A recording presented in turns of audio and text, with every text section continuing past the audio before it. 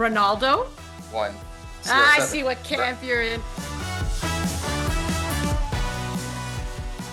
So happy to have on Just Soccer here on CBC, Tajon Buchanan. How are you doing? Good, I'm good. Can't complain. Well, listen, we can't complain watching you because it has been such a joy seeing you back on the pitch, but more importantly, seeing what feels like, I want to say the old Tajon Buchanan, but also new and improved. Do you feel like yourself again? Because obviously anyone following your career just knows the ups and downs, most recently with injury. Do you feel like you are just back better than ever? Yeah, I think you said it perfectly. I do feel like I'm back better than I was before. I think throughout the whole injury process and coming back to trying to find my best form again, I've been working extremely hard and I think now I'm at a place where I'm able to really show my abilities and I think can't complain. I'm very happy with the way I've been playing. What kept you motivated during the time of recovery? I don't know, maybe if it was somebody in your life who just kind of, you leaned on, kept going. Was there a mantra that you had in your head? I'm always curious when athletes are dealing with an injury, and even though you know you're going to come back, I mean, mentally it could probably still be, physically it can still be really exhausting. I'm just wondering if there's anything that you leaned on or anything that you kind of had like a carrot dangled in front of you that kept you going. Yeah, obviously the support from my family was huge throughout, that whole process, but just the joy and the love I have for this game.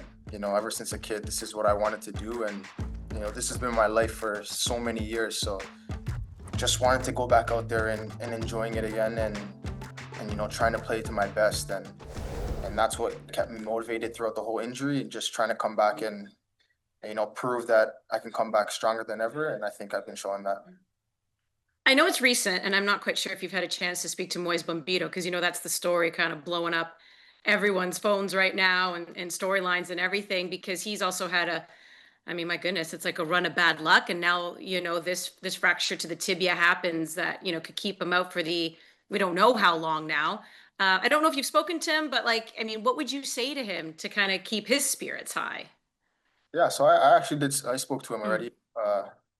And obviously it's an unfortunate situation. Obviously we're all devastated for him and we wish him all the best. And obviously I told him that, but yeah, it's a tough injury, but it's something obviously you're able to come back from. Obviously bone heals and I think, he's a player that's showed throughout his career so far that he wants to, work to be the best. And I think he's going to continue to do that. And obviously we'll be waiting for him here and we'll be pushing him and obviously praying for him during this time. But yeah, I did speak to him and I wish him all the best. Well, he could look to you, as an example again of somebody who's come back from injury. And again, you've come back with a bang. Let's talk about the start to your season with Villarreal because you kicked things off with a hat trick. I would say that's pretty decent. It's okay, it's decent. It's all right. Coming back, scoring with a hat trick. What did that feel like, and how's the season going so far? Yeah, season's going really well. Obviously, we're in third right now in La Liga, playing in the Champions League. Wish we could have picked up a few more points there, but obviously it's a long journey with that. And from a personal standpoint, yeah, I think coming into this season, I really wanted to, go out there and just show the real me, and I think I've been doing that so far. And to obviously match day 2 to score a hat trick, yeah, it was unbelievable feeling, and obviously it was my first professional hat trick, so yeah, definitely a special one. Speaking of Champions League, it's kind of insane because I'm going to get to Tani in just a moment because he's joined you over at Villarreal, and we know Jonathan David with Juventus. And I mean, I'm pretty sure, I don't even think I'm going out on a limb when I say that was the first time 3 Canadians were part of like a team, 2 teams that are facing each other in Champions League. And I know this is something that you've been asked in different ways, but since 2021, I would say, like the elevation of this men's team on the international stage. I mean, here we are talking about like multiple Canadians, I think anywhere around 5 or 6 playing in Champions League, but then in just one game alone, having 3. Does that just blow your mind? Yeah, definitely. It's obviously a moment, it really shows where we've come as a country. We have players playing at the very top, playing for massive clubs, and yeah, to go out there and compete on a Champions League level against a teammate here and then obviously playing alongside with Tani, it's Mhm. yeah. Me and Tani, we speak about it all the time. 2 guys coming from the GTA and playing in the Champions League was yeah, unbelievable moment, and something when we don't take for granted, but it's just a very special moment.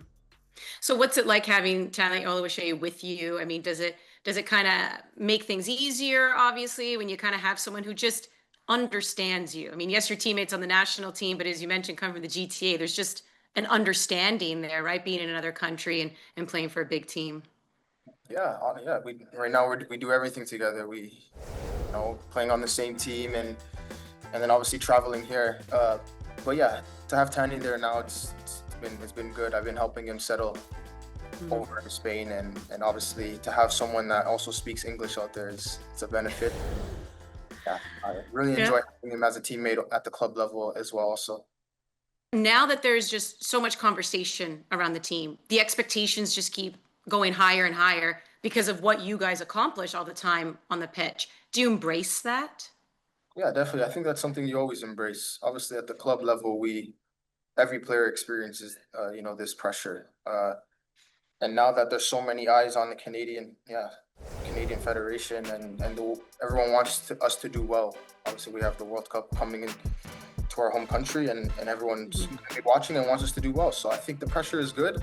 Obviously, for me as a player, pressure never really gets to me. I enjoy football, and this is all I ever remember wanting to do. So I don't really let those things affect me. But sometimes it's good to go out there and you want to play to your best, and obviously take this team to another level. What are some of your personal goals to make sure you're ready for 2026? Do you have any? Or is it just a matter of day by day? I mean, some people are kind of different. They'll put 3 goals, 5 goals, whatever it is, to help them get prepared for a major event. Yeah, for me, I just take everything day by day. I think in the past seasons I've dealt with injuries and stuff like that. So a big goal of mine was just stay fit and be in a position where I'm playing week in and week out. And obviously that's been happening so far. So it's just about pushing myself to stay healthy, keep improving. And I think if I'm playing week in and week out and enjoying my football, I'm able to Mhm. show my best. And I think that's just gonna help come 2026. What has Jesse Marsch asked of you? Is there anything in particular that he also has said? Because, I mean, he adores you every time we talk to him. He can't get enough of you. But I'm curious to know if there's anything that he's also said, like, I want to see this, I want to see that, or love what you're doing. What's the dialogue been like there? Yeah, no, he's a coach that's always pushing me to, just be better, be cleaner, and obviously, work on my end product. And I think, obviously, I've been doing that so far. Been working every day, and it's just every time we come into camp, it's trying to raise, our levels and improve. Every time we're on the training field, every game is to improve and come the 2026 at the World Cup that we're in, the best way possible, where we're able to go out and show and win games. All right. Well, I want to have a little bit of fun with you before you let you go, because that's like a lot of soccer talk. We're going to play a little blind ranking game. I'm pretty sure you've seen this and you know how it goes. I'm going to give you a name of a player one at a time, and you have to rank them without knowing the player that's going to come afterwards. And I'm going to give you one change. I'm going to be fair at the end of it all. If you're like, oh man, I'm going to let you have one change, but that's it. So you're going to rank 1 through 5. First name I'm going to give you Okay. is Promise David. Where would you rank him 1 through 5? You said Promise David. Let's go 4, Okay. Ronaldinho. 3, Messi. 2, Ronaldo. 1. I CR7. see what camp you're in. I see what camp you're in. Okay, and you got one more here, which would be Zidane. So you're gonna put him 5th. 5.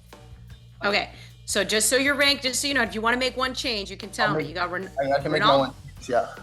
Yeah. So Ronaldo's number 1, Messi's number 2, Ronaldinho's number 3, Promise David's 4, Zidane is 5. Do you want to change any? I'm gonna switch to Zidane and Promise David. I don't think anyone can be mad at you for that. I don't think anyone can be mad at you for that. All right. Listen, it's been great chatting with you. Enjoy your time with Villarreal. And of course, looking forward to seeing you back on the pitch with the national team. Thank you very much. Thanks for having me.